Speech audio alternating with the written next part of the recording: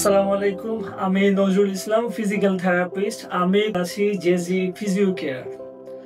আজকে আমি আপনাদের সাথে একটি ব্যথা মুক্তির গল্প বলবো।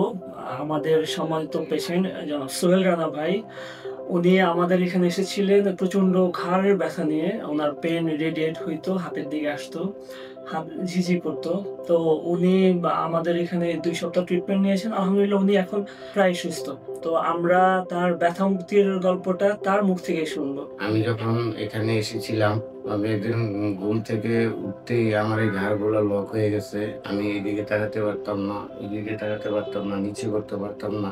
এইখান থেকে আমার ব্যথাটা এই হাতে চলে আসতো, প্লাস এই আঙ্গুল বারবার অবশ অবশ ছিল।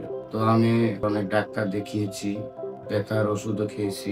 ডাক্তার বলল যে কিছুদিন ফিজিওথেরাপিস্টের যোগাযোগ করতে। তো আমি যোগাযোগ করে প্রায় ১০ থেকে ১২ দিন আমি ফিজিওথেরাপি দিয়েছি।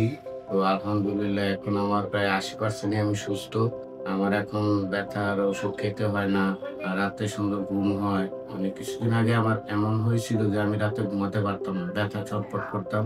এখানে ব্যথা করতো, এইখানে মানে সুইয়ের খোঁচার মতো এরকম ব্যথা হতো। নিচে করলে এখানে রক টান দিত।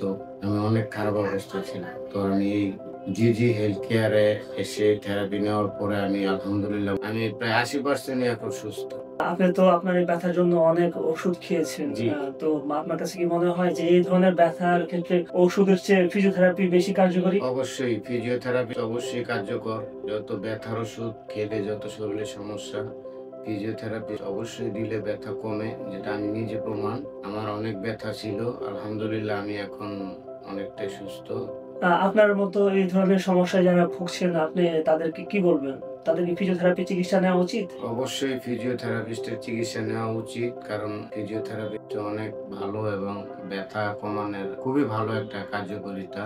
আমি দর্শকদেরকে বলব যে জেজি হেলথ কেয়ারে আসার জন্য যাদের ব্যথা আছে, কোমরে ব্যথা আছে, পায়ে ব্যথা আছে, অবশ্যই তারা জেজি হেলথ কেয়ারে যোগাযোগ করবেন।